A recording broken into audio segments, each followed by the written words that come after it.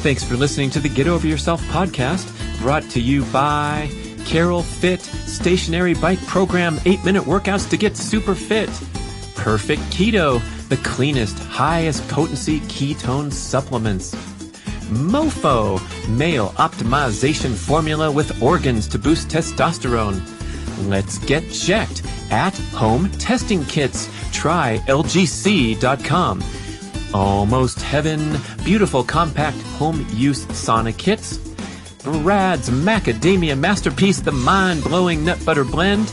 And check out bradkearns.com/shop, my personal selection of favorite products for health, fitness, and peak performance. And here we go with the show.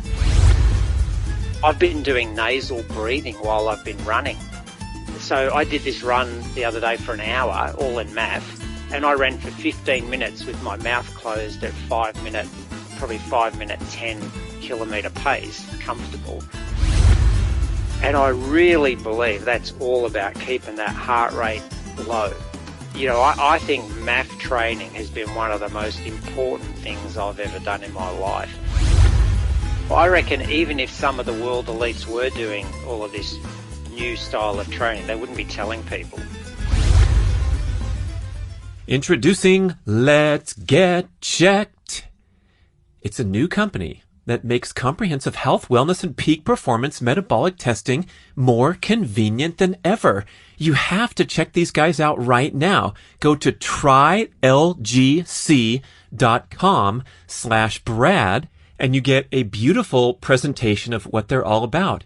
And what they do is at-home testing kits. That's right. They send you the kit in the mail to get the fluids they need, whether it's pricking your finger, urine, saliva. You just mail it in.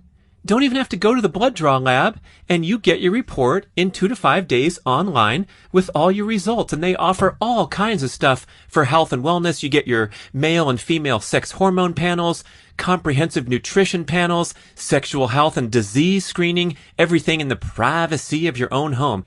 You know from listening that I've been a huge fan of going to the blood draw labs and tracking my numbers, especially my testosterone and my other adaptive hormones. Been doing it frequently, and that helps me really track the training and lifestyle patterns that optimize health and speed recovery, and also the stupid stuff that I do, overstress, overtraining patterns that trash my hormone levels, and then I can take corrective action. I love doing it. It's really popular, but it's a little bit of a hassle to go to the labs, make the appointment, wait around.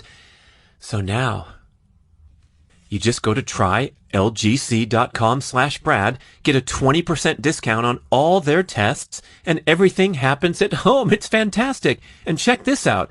The results are reviewed by their physicians, and if anything concerns you, you can schedule a phone consultation with a nurse and have 24/7 access to their staff through your treatment and your resolution.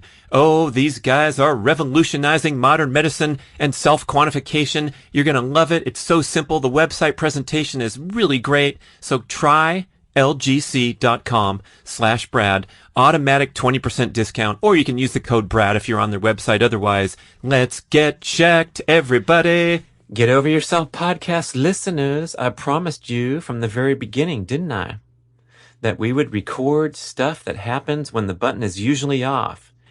Forget all that overly scripted, posturing, airbrushed life that we live in on social media and mainstream media. We are getting to know these people, having some fun, and getting real. So at the end of my lengthy interview with Andre Orbadovic, we kept talking about this and that. So I hit the record button. And in this breather, we are going to talk about the life changes that have occurred from the social distancing quarantine around the world, how things are going in Australia on that note. And also, Andre, being the ever positive, enthusiastic guy, talks about the many benefits that we can pull out of this and change in the future and adjust our behaviors and maybe even adjust how the economy works. He's pointing out that his online business has been growing because he can't engage with clients directly anymore or temporarily. So we also get into some progressive training strategies of great interest. One of them is the intentional breathing to perform great athletic feats like Wim Hof. So we talk a bit about this intentional breathing and how it can help you overcome cold and great things like that. We also talk about nose breathing to stimulate parasympathetic function and make workouts overall less stressful. And then the tremendous importance of the MAF heart rate training, of keeping your heart rate in the aerobic zone when you're doing cardiovascular exercise, slowing down to go faster. A few more comments from Andre Orbadovic down there in Aussie land. Enjoy. We're recording a breather show now because I know there's going to be more fun coming out. This is off the cuff. So okay, I'm liking the isolation because don't drive as much. Getting more gardening done, getting more time to focus on cooking and cleaning the house and just the yard. And we've planted heaps of broccoli and cauliflower and beetroot. And so I'm able to spend more time in the garden. And I'm actually picking up more clients overseas, like from the US for some reason, because I'm not wasting my time at gyms teaching classes. So I'm finding it a bit more calming and relaxing. But I think the feedback I'm getting from people is there are people that are really enjoying the isolation, but there's also people with young kids who are stressing because they're homeschooling their kids and now their kids are going back to school. They're a lot more relaxed. But alcohol consumption has gone up heaps in Australia. I think it's ridiculous that, they go to it, people go to it for stress and they go to it to relax. But one of the things I'm really interested in your opinion about, seeing we're still talking, is I've been doing nasal breathing while I've been running. So I did this run the other day for an hour, all in math, and I ran for 15 minutes with my mouth closed at 5 minute, 10 kilometre pace, comfortable. And I'm thinking of extending that. What do you think about that? Oh my gosh, I read this book. I think it was like Oxygen Advantage or 1994 or some long time ago. And it was called Mind, Body, and Sport by John Douillard. And he talked about this nasal breathing concept during exercise and explaining that when you are taking those deep diaphragmatic breaths that you're forced to because you can only use your nose, you can't breathe shallowly anymore. The deep diaphragmatic breaths are associated with parasympathetic function. Yeah. So you're literally making the workout less stressful by doing nose breathing. And guess what? It's kind of difficult to breathe through your nose and exceed your aerobic pace. So it's sort of like a checkpoint that the workout is not too stressful based on the pace. And then when you add that breathing element in, oh my gosh, it was an eye opener back then. And now we're finally like bringing it into heightened focus. Brian McKenzie, the power speed endurance guy, the founder of CrossFit Endurance. And I did a show with him where he was saying that one of his centerpieces of his training philosophy, his training approach, is breathing. He mentioned breathing, cold exposure, recovery. So those are like his three triangles. Rather than swimming, biking, running, or strength, endurance, and flexibility, these things are now at center stage for the leading athletes in the world and the most sophisticated trainers. And so, it's pretty awesome. I'm not a huge devotee. I'm not into the Wim Hof thing too much. I've tried it a little bit. And so, to imagine these miraculous breakthroughs that you can get just from breathing takes a little bit of a leap of faith. But then if you just read a little bit about Wim Hof and that whole movement, there's a book called What Doesn't Kill Us by Scott Carney. He was a guest on my podcast. Yeah, I'll listen to that. Yeah, he's an investigative journalist. Yeah, whose specialty is debunking bullshit myths and cults and gurus and things. So he flew to Poland to interview Wim Hof and licking his chops going, this ridiculous Dutchman, I'm going to expose him as a joke. And we're going to see how, he's out in the cold snow to take the picture and then goes back into his log cabin. And when he got to training camp, Wim Hof said, you're welcome to have full access. I'll talk to you about anything. He goes, but you have to participate in my deal here if you're going to write about me. Yeah. It's like, all right. A week later, Scott Carney, average Joe from Boulder, Colorado, climbed to the top of a snowy peak in the middle of winter in Poland wearing shorts and running shoes. And so he went from the debunker to, deep into the science and presenting this great book that, like, if you can regulate your breathing patterns, you can override this fight or flight response that we get under stress, such as exercise stress or argument at home or in the workplace. It's pretty fantastic. Wow. Yeah. I listened to that. It was a really good podcast, that one. But yeah, that's the sort of summer stuff I've been doing during isolation, is trying to learn more about, because I got the food nailed. I think I've got the exercise and math training nailed, and now I'm trying to add extra things. So I've got the sauna. I don't particularly like the ice bath like you, because I get very, very cold. So now I'm trying to bring this nasal breathing and more yoga in to sort of optimize further to be calmer and less stressed. Yeah, that's nice. I think the stuff we talked about in the show about flying under the radar with a lot of your workout efforts has been a huge one for me, because like I said, man, I get pumped up. I'm competitive. I want to, go there and set a new PR at my next workout. And I was unfortunately like that when I was on the triathlon circuit. Like, I always wanted to just break through to the next level without putting in the necessary work and patience, because I didn't love training all day. I kind of had, my mind would go in different directions, and I wanted to pursue other hobbies and things like that. But that was a mistake, to try to short circuit the process of developing fitness gradually and protecting against overtraining, burnout, things that happen when you get too excited, too ambitious, too competitive. I did this, talking about recovery, I did this great run the other day. It's called, I'm sure you know about it, it's called a run of thirds. So it was like, started at 20 minutes, 20 minutes, 20 minutes, and each 20 minutes you increase your pace, right? So I was doing a 26, 26, 26, and then 5 minutes all out. So it was like but I was in math the whole time, except for the last 3 minutes of the 5 minutes. So it was like 26 minutes at about 5 minute, 20 kilometer pace, just nice and comfortable. 26 minutes at like 440, 430 pace. 26 minutes at 418 pace. And I was all in math. I was like 125, 130 beats.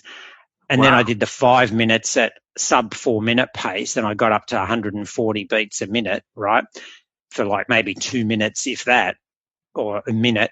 But it was like it was a hard run, not from heart rate, but just to be running 26, 26, 26 and 5 on the treadmill, increasing the whole time with no rest, no slow down. But the next day, I sort of thought, I wonder how I'm going to feel in the morning. And I felt really good. I felt invigorated. Like, I didn't feel sore or tired. And I really believe that's all about keeping that heart rate low. I think math training has been one of the most important things I've ever done in my life. And it's just such a amazing thing to be able to run at those paces, at those low heart rates. I mean, how important do you think having this patience to do math training is? Oh, it's night and day difference from the high stress approach. And this stuff was first exposed to me halfway through my triathlon career. So I went out there for 9 years, and I was maybe 4 years into it, and training so hard with the group in Los Angeles before I moved to the rural environment, and did a lot of my training solo and more focused. But it was like, going to the Wolves every single day at the swimming pool, these group bike rides with like 60 to 80 riders and crazy bike racers that would take chances around the corners. And everything was super intense and super sympathetic, high stress mode.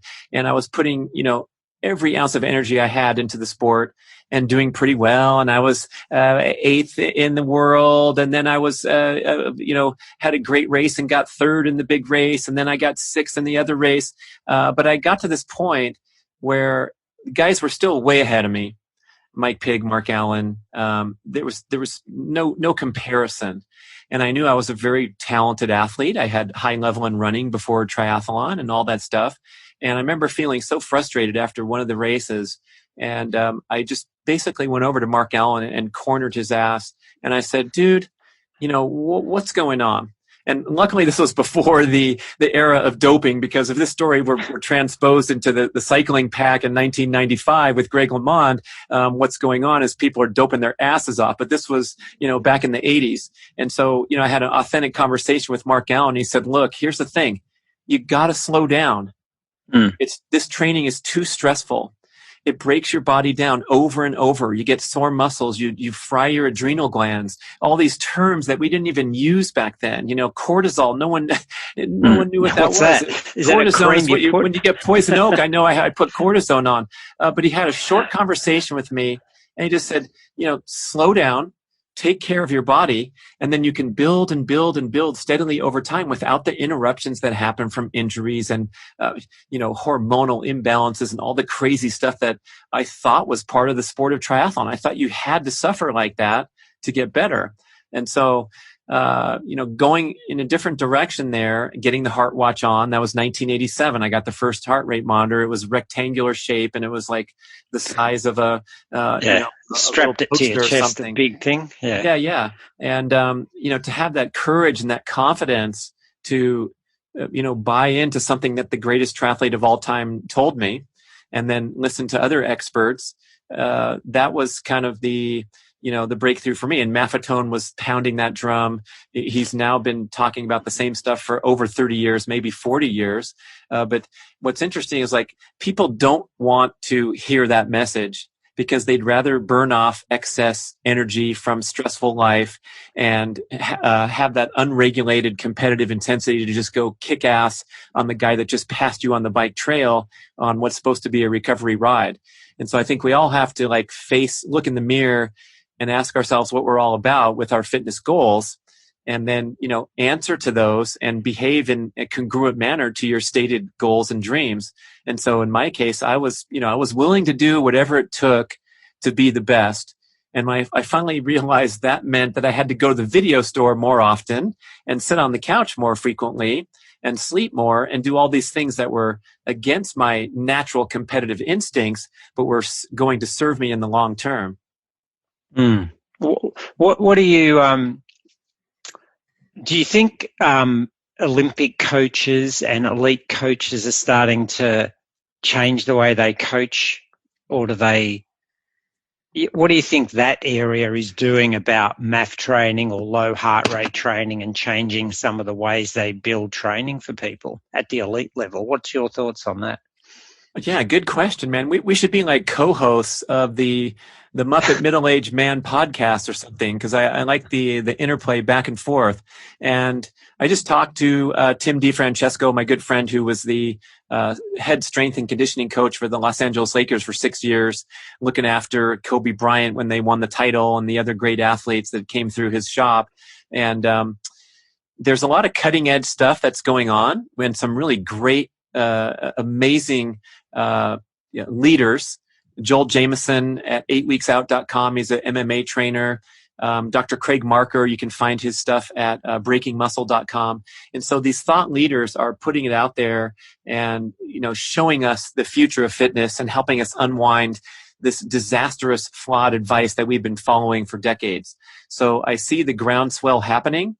And of course, it's reached the elite levels, and the guys who are breaking records in the various sports are doing a lot of things right. But I also think there's still a whole ton of nonsense going on where these heroes, the greatest athletes in the world and these Olympians are still not buying into the whole picture.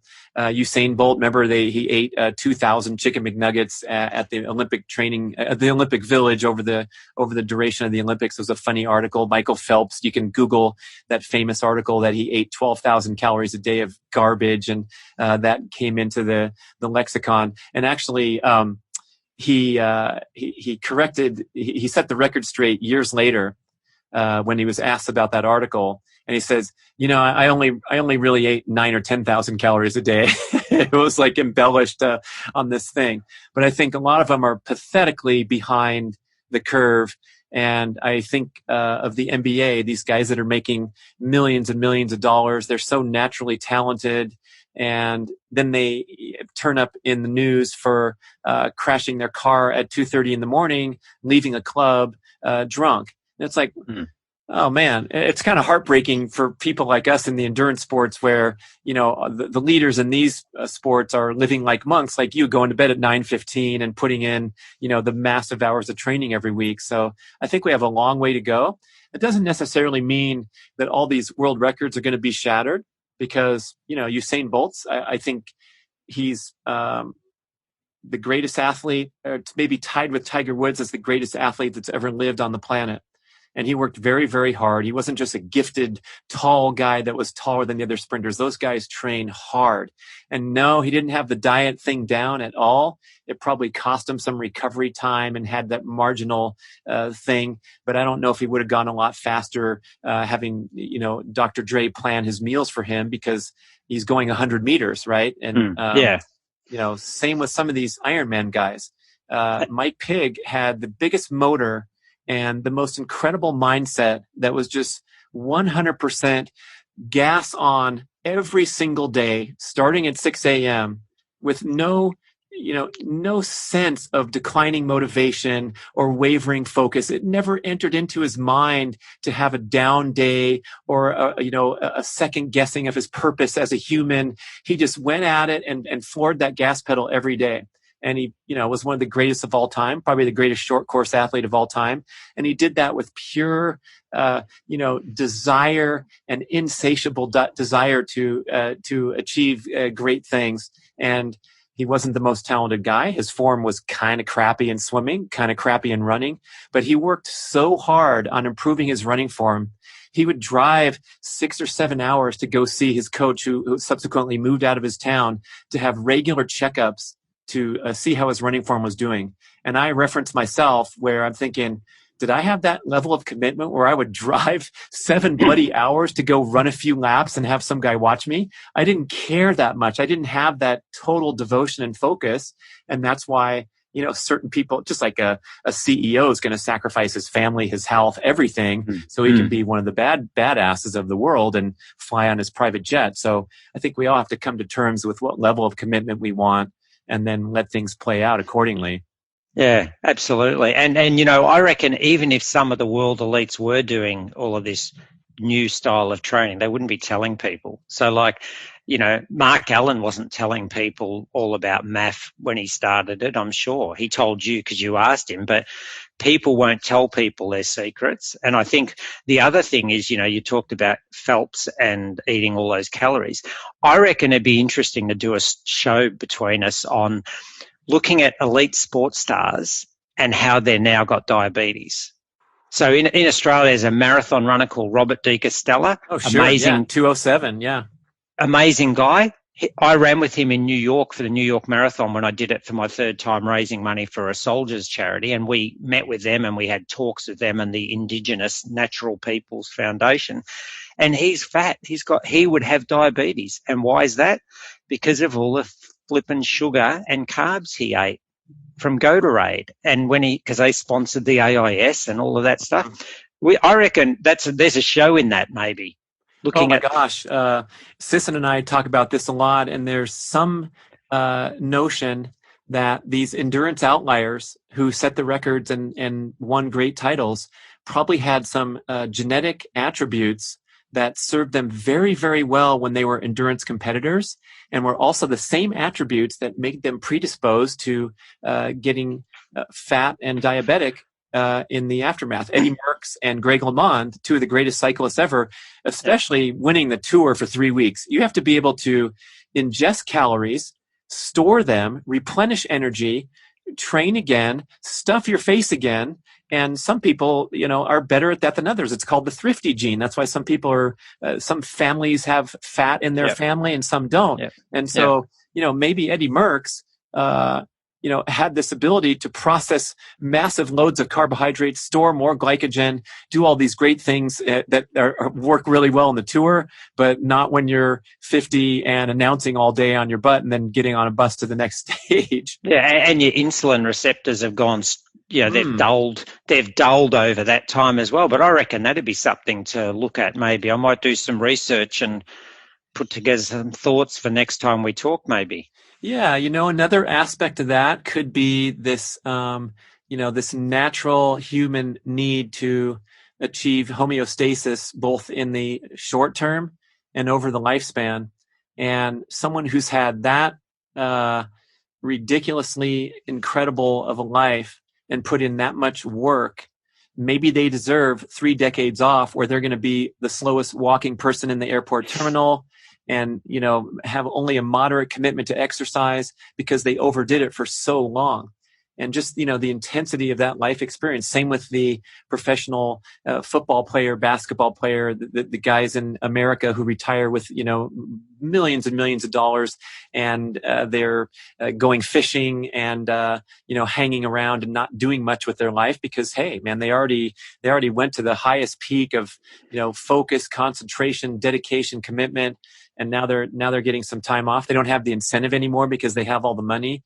And so it's interesting psychological observation of, maybe it's okay. Probably not the healthiest thing to just retire and sit on your ass, but, sort of deservedly so, I guess, in a certain way. Yeah. It's interesting to think about why it affects different people in different ways.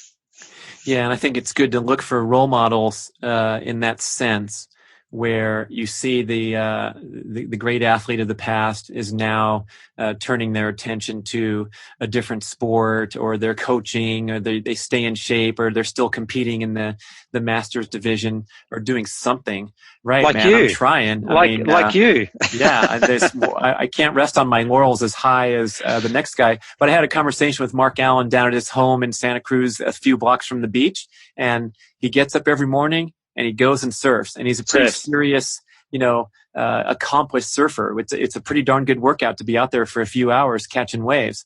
And then he jogs. Yeah. That was in his shed talk, I think. His shed talk, yeah. And he jogs around his neighborhood at a steady MAF pace. He looks great. He looks like he did when he crossed the Ironman finish line. But he's not out there going for the podium in the 60 plus at Olympic distance, because there's no reason to. I mean, it's probably not healthy for an individual like that who suffered so much on the lava fields. And I remember one exercise physiologist or somebody contended that today's extreme endurance athlete, like a Tour de France person or an Ironman triathlete or an ultra distance runner, has performed more physical work than any human who's ever lived.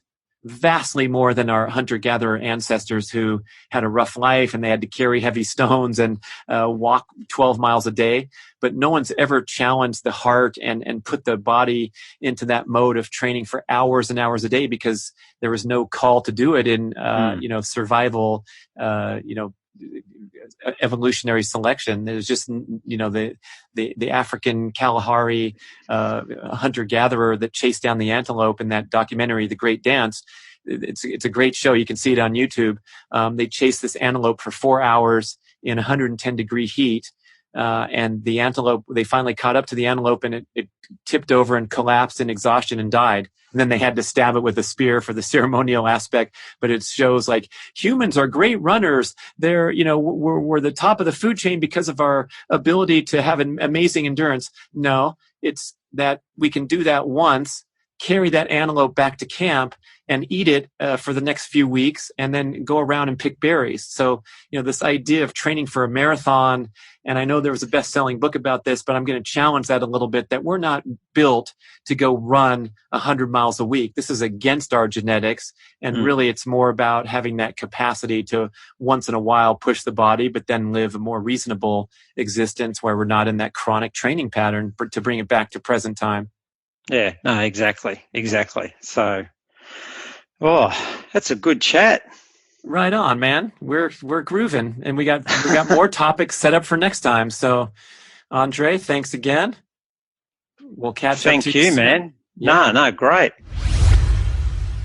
Thank you for listening to the show. We would love your feedback at getoveryourselfpodcast@gmail.com. And we would also love if you could leave a rating and a review on iTunes or wherever you listen to podcasts. I know it's a hassle. You have to go to desktop iTunes, click on the tab that says ratings and reviews, and then click to rate the show anywhere from 5 to 5 stars.